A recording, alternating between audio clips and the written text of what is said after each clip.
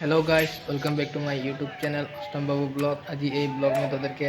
मुई बाबू भैया के देखाबो जेहेतु बाबू भैया हमारे मरान 56 में आसिए तो हमरा कईजन ओलाची 56 जाते ब्लॉग बनाबो और बाबू भैया को लीब ब्लॉग टाइप पारबो हले भिड़ो बहुत थाकबे तो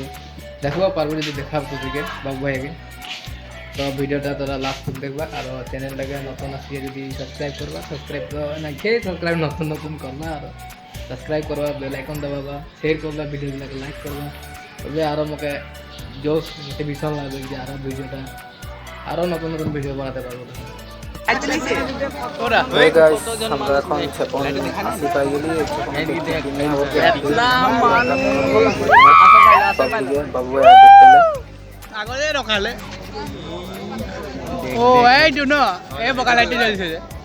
ইয়াত থাকে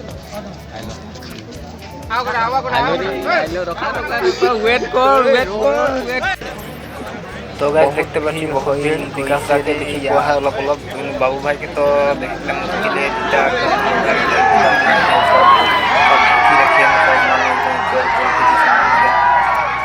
तो मैं जनरल वीडियो बना चाहिए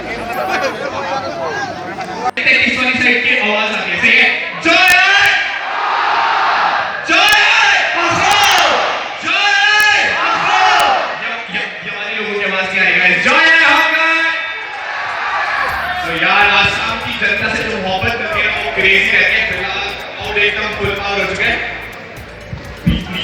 नीचे मिलने रहे लोगों से नीचे आ जाएंगे लोग।